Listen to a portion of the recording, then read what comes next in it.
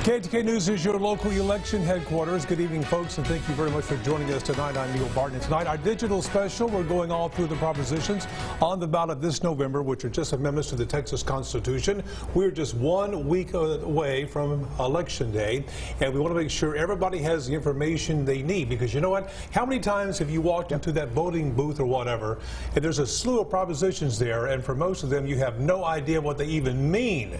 The questions are usually influenced by lobbyists and lawyers, so we'll talk about that later on if my guests dare do that. Joining me tonight is Mark Owen. He is Owens, I should say. He is a political science professor at the University of Texas at Tyler, and his wife Katie, who is a history professor at Kilgore College. Thank you very much for joining me tonight. I really appreciate that. So your name is Owens. At one time we thought it was Owen, but it's Owens. Absolutely. Thank you very much. And you're both affiliated with the League of Women Voters, right? Yeah, actually. So tell me a little bit, first of all, about the League before we start. What do you guys do? Well, we do all sorts of things. We just like education, stuff like this, voter education in particular. Debates. You guys host debates, yeah? Yeah, we host a lot of events in town as well. Next year is a big year for us with the 100-year anniversary. I can imagine. Yeah, I can imagine. Yeah, so we're gearing up for that. So have you guys been paying attention to these propositions? Because sometimes folks walk in and go, what does this mean? So you know what? Here's why we're doing this tonight, folks, because you know what? If you walk into that voting booth and you don't know what to do, what lever to pull or whatever you do nowadays, that's your fault, because we're going to tell you what you need to know. First of all, numero uno here, Proposition 1. And once again, in a few moments from now, we'll have Phil Praisen from Austin, our political contact, there to talk. So once again, this ballot item, Proposition 1, would allow a person to hold more than one office as a municipal judge at the same time. Introduced by Representative James White. He's from Southeast Texas during the last session, and is one of the 3 prompts that didn't receive any opposition. Texas House Research Organization argues if this is passed, it will allow smaller municipalities to have more qualified judges. So as we discuss this reminds me of my history here, the old Lyndon Johnson law. Whenever he ran for that, but he could still be that. Yes. So I guess that's one thing they're trying to not have here, right? Yeah, so a lot of kind of smaller, more local offices like county commissioners, justices of the peace, notary publics, they can hold more than one elected office. They can, okay. So this is just allowing municipal judges to do the same thing. Now, it's important to note that municipal judges can actually be appointed to more than one judgeship anyway. At one time for them. Yes. But you can't hold 2 offices, though. Right. So this is what this is all about. Because some folks may say, I have bone to pick with that. What about you, sir? What are your thoughts? Well, in this case, if they have the legal expertise, right, and they can serve at different levels, then I think that should be open, right? Well, some of those jobs are like part-time jobs, right? Exactly. So it's 2 part-time jobs. So it's not like you're working 80 hours a week being whatever. And you think about this, in many of their cases, a lot of their elections are actually run by the tax assessor, too. So a lot of people, one person wears multiple hats in their own municipal governments. Okay, so write that down. Anything else on Prop 1 before we move on to Prop 2? Yeah. All right, Proposition 2 right now is water infrastructure. Sometimes people hear that and their eyes film over, but you shouldn't, because that is basically about smaller communities that want to install water and sewer lines. What do you have to say about that? So I believe all citizens deserve clean water, and this is just a way for smaller communities, particularly those that aren't as economically developed, to put in place some of these projects, sewer lines, clean water lines for their citizens. And whenever you bring up things like this, people are kind of, what is this about? So we have a story about that. We're running it right now. Towns in central Texas like Canyon Lake, Harper, Comfort, and the unincorporated area called Green Pastures can't always raise the money locally to put water and sewer pipes in the ground. They look to state lawmakers and the Water Development Board to help pay. We all know that every single Texan deserves clean water in their home and to be healthy and safe. You can't have that without running water. Driftwood Democrat Representative Aaron Zwiener tells me the fund has helped more than 40,000 people over the years. The thing is, it's out of money. So the proposition would direct $200 million in bonded state debt to the fund for low-interest loans. That could pay for about half of the to-do projects on the list. Now, some conservatives voted against the idea because it would add to state debt. The idea passed 114 to 27 in the House, 22 to 8 in the Senate. The reason people are against it is if you really want to be fiscally responsible, but they think that it's free money, but it's not free money. Okay, these are low-interest loans.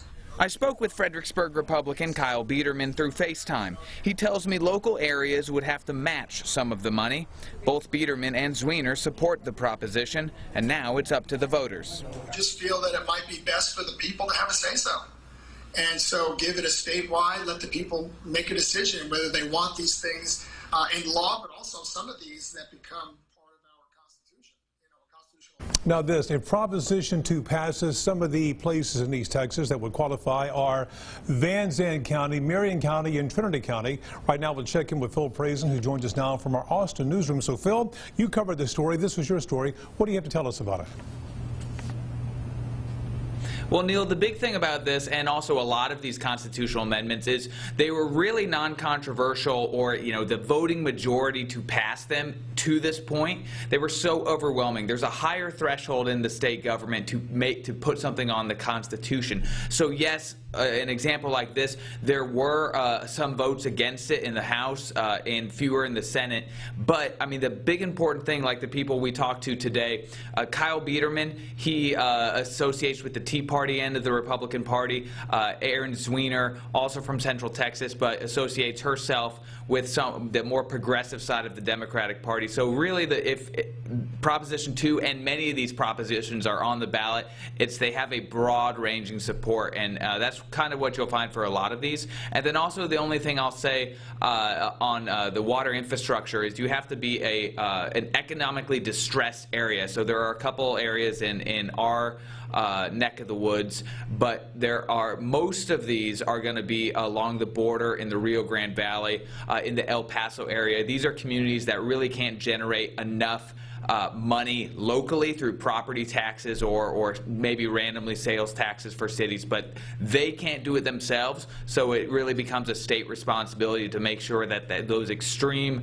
low-income areas and those sometimes rural areas have clean pipes and sewers that I guess we would find a everyday benefit of living in America. So I don't see very much pushback or organization to stop this proposition from happening. So Phil, stay with us now. We had some technical difficulty getting you piped in from Austin, but just to make it up to you, we'll bring you some Danishes in a couple of hours. So don't worry about that, okay? Hang with me, all right? So Mr. Owens, what do you have to say about this? One of the things is that it's limited, right? $200 million for each one of the grants. And so that tends to allow some kind of fiscal responsibility for each one of the projects going there. So. All right, sounds good. We talked about water. All right, on now to Proposition 3. Now, sometimes this happens that are out of people's control, and people need a break. This proposition would allow a temporary tax exemption for areas designated as government-declared disaster areas, such as Twisters that devastated the city of Alto last April. If approved, House Bill 492 would go into effect and set guidelines for when and how the government can allow exemption. So let's talk about this proposition right now. What say you about that? One of the things is where the exemption is going to allow you the 15%, 30%, 60%, depending on the amount of property damage. But it really allows people to come back quickly, and I think in this case can be a benefit, especially to those builders in the area and people selling the goods. Sounds good. So Phil, can you hear me down there in Austin? What do you think about this? What have you covered about this bill? Well, this is like the Alto situation that you bring up, but then also, I mean, a lot of the state still is recovering a lot from Hurricane Harvey and the major storms we've had in the years past. I think there is still a desire from a lot of voters who go and tell their state representatives to, hey, make it easier for people to get back on their feet if they have lost property in one of these many storms, whether fires, hurricanes, severe flooding. Texas is going to have a lot of disasters moving forward, and I think they want people to be able to rebound faster, or at least that in the wake of Hurricane Harvey. That's what the voting majority of the legislature wanted to do. Mrs. Owens? Yeah, I think it's just important to note this has to be a governor-declared disaster area. So the governor's really in charge of kind of, Getting the ball rolling. Yes, exactly. And declaring a disaster. Yeah, Yes, absolutely. Yeah. All right.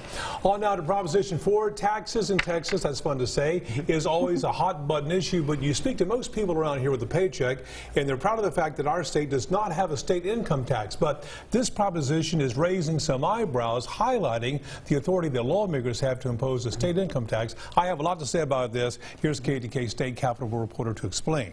Is actually a magnet for attracting companies and people to the state. Tyler Area Chamber of Commerce President Tom Mullins says it's a nice perk for Texas workers. I know companies that have set up here that have attracted talent from other states, that people who come to Texas are pleasantly surprised that they get to keep anywhere from 5 to 10% extra income from their salary because they don't have to pay a state tax. It sort of depends on what you view as the greatest problem for your pocketbook. But experts say there's also a trade-off. It's balanced out by our very high property taxes and very high sales taxes. In order to impose a state income tax, we believe it would be appropriate to do that by an amendment to the Constitution. That's already the case now. Legislators have to get voter approval if they want to impose a personal income tax.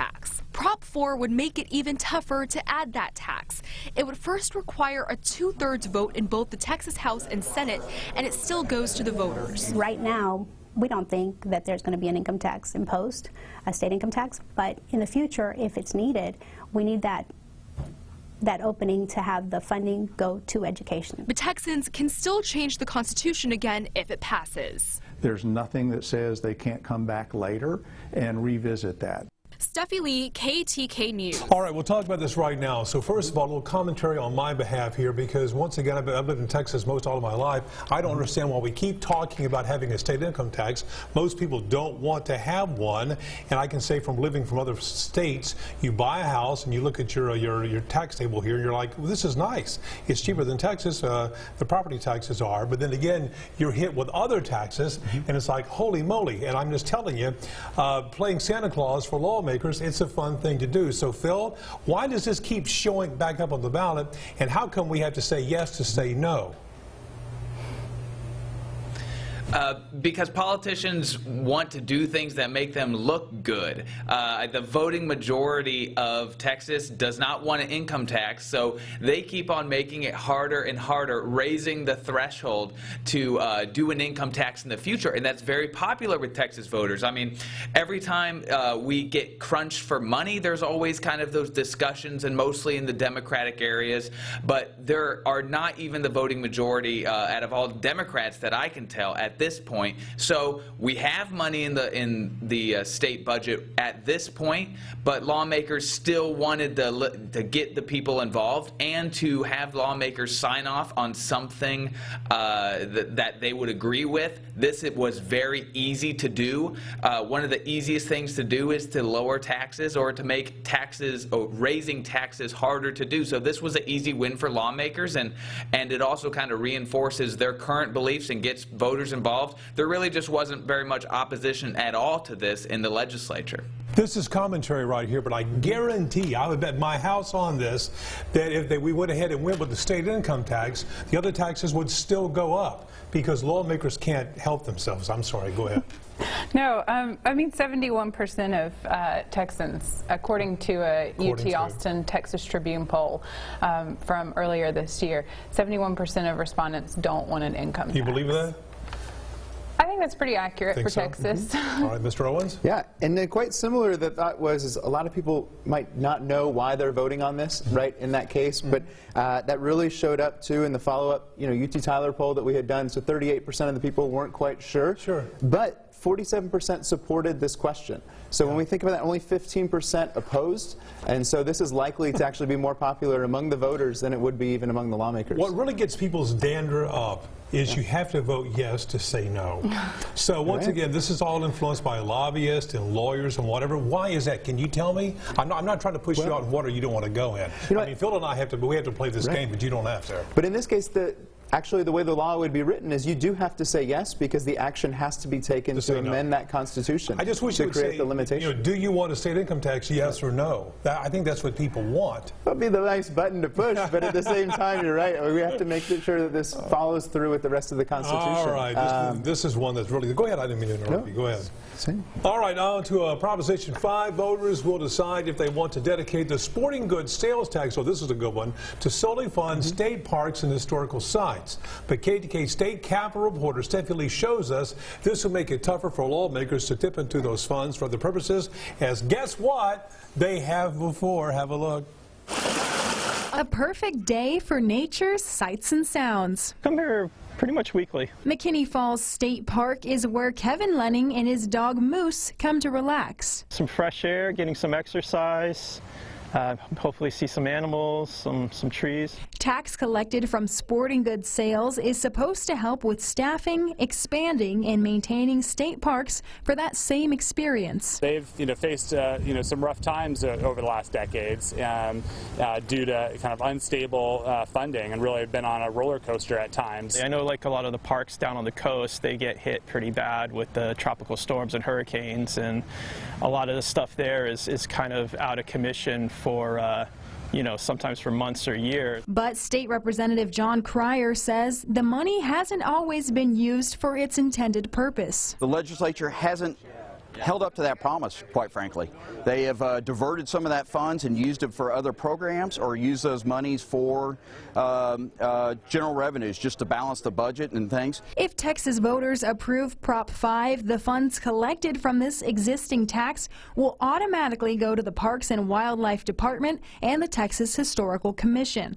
And shifting those funds to other areas of the budget would require a 2/3 vote in both chambers of the legislature. Olivia Sandusky, KETK News. Okay, now Senator Judah Zaffarini, who co-authored the bill, voted against it in the end because that 2/3 out for lawmakers was added as an amendment. Got that? And she said in a statement that the option could undermine the law's original intent. Lawyers, lawyers, lawyers. So Phil, once again, let's get down and dirty with this. They're trying to make this where they can't go there and rob that to pay other things that they don't have the guts to grab money for, right? Oh, totally. This is one of the dirtiest little secrets at the state capitol in Austin. They're called general revenue dedicated accounts. And what they are is we're going to tax you as a state. We're going to tax Phil a specific tax for a specific purpose. However, that creates a little piggy bank, and there's about 200 of these accounts that have little piggy banks throughout state government. I use piggy banks. There's a local senator, Kirk Watson, who uses that phrase.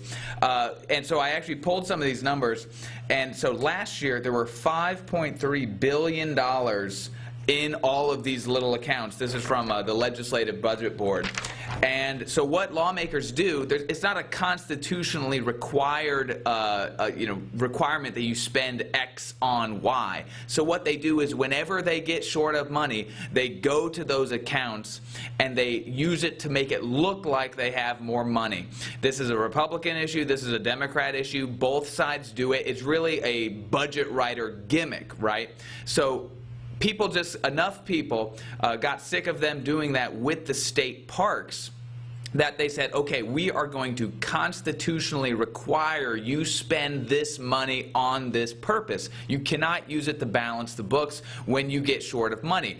And in this last legislative session, we had a lot of money, so this was an easy thing to do. People kind of organized on the parks issue, but there are, dozens and dozens of these other accounts that they still do this with. This is an ongoing issue, and it's kind of split. It's not a partisan issue. It's a kind of a truth and lawmaking issue for a lot of these. It's kind of like it is the right thing to do, but also when the budget gets tight, they really don't want to raise taxes, so they go here to these other accounts, and you just have to ask individual lawmakers to make a stance on which one they would rather do. But for now, since we do have money in the state budget, they're trying to wean themselves off of this process, and this is just another step along the way. little piggy banks. We'll roll some video right now of Tyler State Park could be affected by that. So, Mr. Owens, what do you say about that? Yeah, this very much a yes vote supports the way that the law was written in 1993. But a big thing in this case is the thought that there's about $104 million raised from this tax when people buy their tents or they buy canoes. Tyler State Park. A huge thing that you have here, though, is that the state parks are only receiving $56 million in that year. So that means like $58 million is left on the table being used for other purposes in that moment. All right, Mrs. Owens? Yeah, and Texas Parks and Wildlife has about $800 million in needed maintenance at all of their parks. So they need the money. They desperately need the money, and even then it's going to take a decade or longer to make up that shortfall from the past 25 years. Any final comments before we move on to number 6? All right, now this proposition would continue state funding for cancer research. Now, more than a decade ago, the state issued $3 billion in bonds to create the Cancer Prevention and Research Institute of Texas. KETK State Cap reporter Steffi Lee breaks down why health groups say it's crucial for Texas to continue with that investment. Many patients in Texas don't have access to primary prevention and secondary prevention screening for cancers.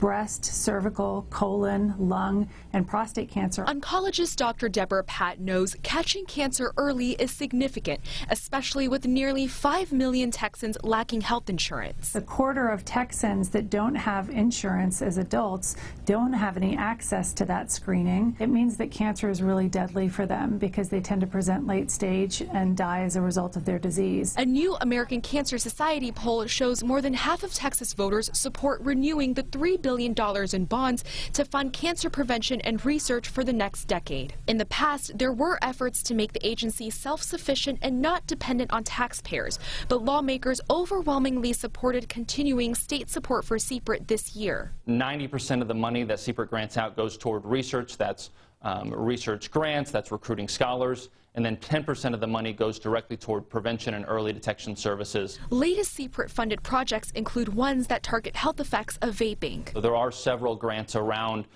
e-cigarettes and lung cancer that will help us better understand what are the health implications of these e-cigarette use, particularly among youth. This matters to us. We want to see better innovation in the state. Steffi Lee, KETK News. All right, we'll talk about this right now. And first of all, the way I read it, and just the way that I read it, I may not be correct, but most Democrats love this. Some of the Republicans are going, this sounds good, it's very heart-moving, but they have some trouble where the money's going. What do you say about that? Yeah, but on the idea of the money going primarily maybe to those researchers, it drives to the competition of the institutions, right? With states like California, also in this case Maryland, Wisconsin, do the similar things within their states to try and build their cancer research centers so that people from across the world come to their areas. So this is huge for places like MD Anderson and others. All right, which is one of the best cancer hospitals in the country. All right. Yeah, I think the issue that some lawmakers have is that there was some mismanagement of funds. I think you're about right. a decade ago. Yeah. And that's why some lawmakers are hesitant on this one. I got you. All right, Phil, what do you say about that? Have we lost Phil in Austin? The original one was for 10 years, so I do imagine that this was just renewing a program that already happened. Yeah, there were some questions about mismanagement of funds in the past. I believe that was under the Rick Perry administration when he was governor, and that was really a topic going through, as it passed through the different jumps of the legislative process. But, you had, Senator Jay Nelson, who writes the budget in the Senate, was very concerned about that and wanted to make sure that the money dedicated to this goes to the right reasons. Same with Representative and Chairman of the Budget Writing Committee in the House, John Zerwas. Both of them say, yes, this was a good idea, but they wanted to make sure that the details were right in the law, that the money wouldn't be, scuttlebutted away. But as your guest said earlier, people recognize that Texas is a leader in campus or in cancer research, and those jobs will go those research jobs will go to other states if there is not funding from the state government. And so that argument was able to win the day and kind of sway some of these really fiscally responsible conservative lawmakers. They thought, hey, cancer or finding a solution to cancer is worth spending this money. They just had to find out how to make it as responsible as possible. There wasn't very much pushback in the legislature from this. This was a Republican-led idea. Phil, thank you. On to 7 now. School finance. Ooh, it's an incredibly complex topic. Yes, it is, isn't it? This November, and you'll get a chance to vote on that again. So how you vote will help determine who is giving out billions of dollars for the next couple of years. Here's our story. Texas has a lot of land, and with it, a lot of oil, minerals, and space for ranching. When, say, an oil company wants to use that land, they lease the land from the state. The money they pay goes into something called the Permanent School Fund. Established in 1854, this fund is worth over $40 billion today. It's the largest education endowment in the country, and it's what you're voting on with Proposition 7. Here's how the fund works now. The Permanent School Fund is controlled by the Texas General Land Office. They transfer money from the Permanent School Fund, up to $300 million, to the State Board of Education, who then uses this money to buy textbooks for students. Whatever money is left over is then sent to the Available School Fund. From here, money is distributed to Texas school districts. Voting yes on Prop 7 will change this whole flowchart. Now, instead of money going from one board to the next, the Texas Land Office or the State Board of Education will be able to distribute money from the Permanent School Fund. They'll each be able to take up to $600 million and place it in the Available School Fund, meaning as much as $1.2 billion will be available each year. The proposition also leaves room for subdivisions of both the Texas Land Office and the Board of Education, such as the School Land Board, to distribute the funds. Voting yes can mean more money for your child's school, but also more people making that decision. All right, so you have to decide which is better for you when you go to the polls. So, Phil, school finance in Texas, oh, man, what a hot button topic. What about this prop? It is an extremely complicated issue. However, this part of school finance isn't that complicated because at the end of the day, most of this money will all go to the same place. It ends in the same place. The real controversy or the debate over this one was who gets their hands on the money in the meantime. Does it go through the General Land Office? Does it go through the State Board of Education? Does it go to textbooks? Does it go to just the schools in general? That is what happened because there was a little of a power battle in the legislature this session between the General Land Office, who the land commissioner is George P. Bush, and then also the State Board of Education, which is elected by different regions who kind of set what's in the textbooks and pays for the textbooks. There was a little power struggle between those two groups. At the end of the day, this is the decision that they came up with, and they hope that it becomes simpler and kind of just like a lot of these constitutional amendments, they might not be super controversial to the public. There are little fiefdoms and they are little, power struggles within state government that you just got to settle in the Constitution. All right, Phil, thank you. Mrs. Owens? The bottom line here is this is going to double the amount of money available for schools to use for hiring teachers, building new schools, technology, all that sort of thing, which is always what's best for our students, right? And then money is going to be very important on the same part following from the school finance questions, especially if property taxes, right, are going to be capped going forward.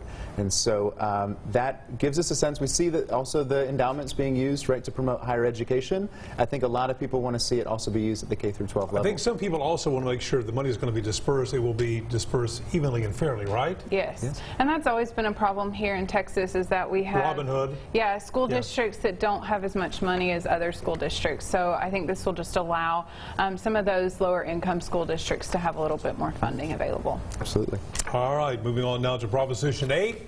This prop would create the Flood Infrastructure Fund. Now listen to this now. The Texas Water Development Board could use the money for flood drainage, mitigation, and control projects. Senate Bill 7 passed in the last session. It would regulate how money can be spent. Now the bill will go into effect if the proposition is approved by voters. There'll be much better planning on the front end now, infrastructure development, mitigation work. I think, something that really will make a difference down the road if and when, we have additional natural disasters and flood problems. And so far, the amendment has received no legislative opposition. So once again, Phil, can you say Hurricane Harvey, hurricane, the one we just had, and also there in the hill country where you are, all sorts of flash flooding? Oh, totally, Neil. And so we already talked about that proposition that helps homeowners rebuild after floods and major disasters. This proposition would create a statewide kind of pot of money and an infrastructure plan from the state level, not just having, Phil getting tax breaks for rebuilding his house, but this is also the state of Texas meant to help with some of these damaged areas, because the state of Texas is just going to have a much larger pot of money than Phil would have on their own. So a lot of this money would go to bridges and damaged schools and damaged roads, and really the public infrastructure part of it, where Phil's local private insurance, flood insurance, wouldn't cover. So the utilities and the roadways and the highways and the parks, really for the public good and not just rebuilding the private goods that were lost in disasters. This was a Hurricane Harvey session. We had money at the state to pass some of this stuff. Lawmakers were not as penny pinching as they used to be, and so this really sailed through, especially in the wake of Hurricane Harvey. And let's not remember, Lieutenant Governor Dan Patrick, Governor Greg Abbott, outgoing Speaker of the House Dennis Bonnen, they're all from that Houston area, so they really wanted to make sure that the areas damaged by Hurricane Harvey were well taken care of in the legislature. All right, Mr. Owens. Yes, and knowing that the idea of the future storms may come, this gives the voters a real chance to decide how we're going to spend part of that rainy day fund. I think that's important in a lot of ways if we think of how budget processes should be done, and really gives voters an important part for their vote to matter, to protect them in the future. Yeah, and it speeds up access to federal funding as well, because local governments often have to match federal funds, so it just gives them a little bit more opportunity to speed that process All up. right, on to Proposition 9. This one's kind of strange, okay? Listen carefully here. This one involves your precious metals such as gold and silver, platinum, and more. If approved, Prop 9 would allow legislature to exempt property taxes for these precious metals that are being held in depositories. So now we'll talk about that. So first of all, Phil, can you hear me? We had a conference call this afternoon about this, trying to figure out exactly. So go ahead. Well, no, this one is super interesting, and it's really quirky. It's just down the street from here in Austin, in a town called Leander, we have building a Fort Knox of Texas. It's the only other publicly funded gold bullion depository in the country, and it's 23,000 square feet, and so this is really for people who have precious metals, gold, silver, diamonds, rubies, other very nice stuff. They can put it in here. They don't have to go to a private bank. They might not trust that private bank or that private vault, so now this is under the state of Texas. And if you were wondering why would the state of Texas do this, I was doing some research on this, and the University of Texas system and the Texas A&M system have more than $1 billion in precious metals that currently are currently held in a private vault, in a private bank. And so when they passed this in 2015, this depository, that was really part of the conversation of, can we use the state precious metals and hold them here in this Fort Knox of Texas? So this is a tax exemption to encourage people to use the new Fort Knox of Texas. It's ran by a private company in partnership with the Texas Comptroller's Office, which of course is under the state of Texas. It's called Lone Star Tangible Assets. That is the public-private partnership that is now in Leander, Texas. We have a Fort Knox. You didn't know that, did you? I did not. How about that, huh? Yeah. Your comments? Yeah. It's just going to allow Texas depositories to become more competitive with other states. Yeah. So. Yeah. Also, though, it protects the state from potentially counties, right? I think sometimes the idea is they're holding that value of the property. It gives them a sense where that's typical part of federalism, is the county going to try and tax the state for what it's holding? The state wants to protect itself from that, and as voters, you get the real chance to give that power. Again, I hope that people are taking home from this I hope we're making it easier for folks to understand what's going on and what we're saying. If you disagree with us, that's okay.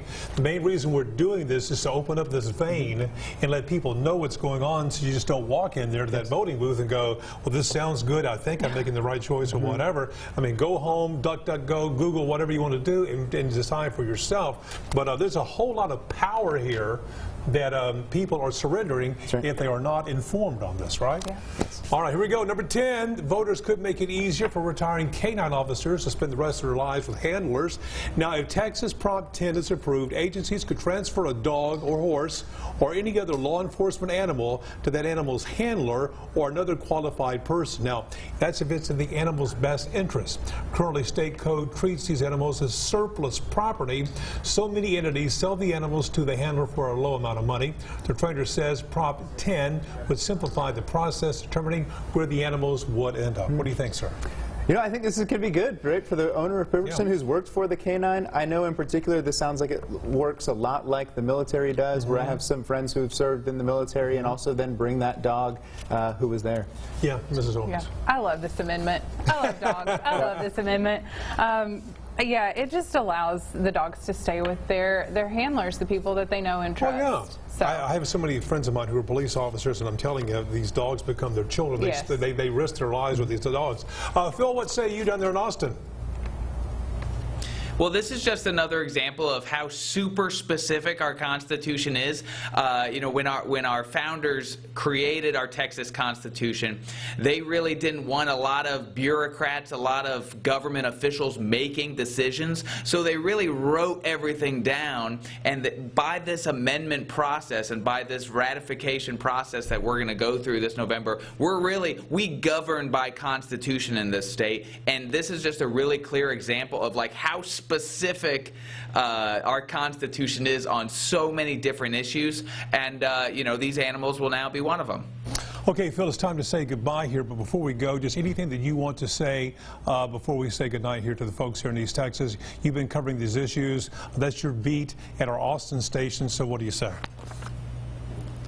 Well, this is just a really unique opportunity for Texas voters to weigh in directly with their state constitution. That does not happen in many states across our country. It is very difficult to get through that process on a federal level. And here we are, we do it every 2 years, every 4 years, every once in a while. And so it's just a rare opportunity to feel very Texan and to have a direct say in your constitution. All right, now we just want to remind you, Phil, thank you, by the way, that early voting is still going on right now in East Texas. So if you live in Smith County, you can vote at the Hub. That's on Ferguson Street, 8 to 5, Monday through Wednesday, and Thursday through Friday. By the way, polls are open 7 a.m., 7 p.m. Elections are being held statewide. Constitutional amendments that we just discussed. For all things elections and other news, please visit our website, easttexasmatters.com. So once again, thank you very much for joining us. Before we go, final comments. Yeah, if you still have questions about what to vote for these amendments, you can visit vote411.org. The League of Women Voters publishes a voter's guide for every election. It's completely nonpartisan, and it's a great resource. This is an important time, like it was mentioned. I mean, the thought is right now with these amendments, there typically is low turnout. A lot of times, if you want your voice to be heard, this is the time to do it, right? When the state typically has between 5 and 10% turnout, and you have a mayoral race going on in Houston, as well as special districts or special elections happening in Dallas and Houston areas. So what a privilege for us voters to have this much power at our hands. Yeah. People across the world would love to have this much power. We have it right here. Many people don't show up, but I hope if you do vote, please vote. Go armed, go knowing the facts. You can walk in with a piece of paper. No one's going to stop you. You can vote or whatever. You can use a template or a guide. That's right. So once again, the League of Women's Voters encourages you to educate yourself, and thank you very much for being with us. And come back this election year, because this next year is going to be wild, okay? Yeah. We have a presidential election coming up, Congress, everything else. All right. Thank you very much for joining us tonight for this digital special on the 10 statewide propositions on the ballot this November. Have a great night, everybody, and go Astros.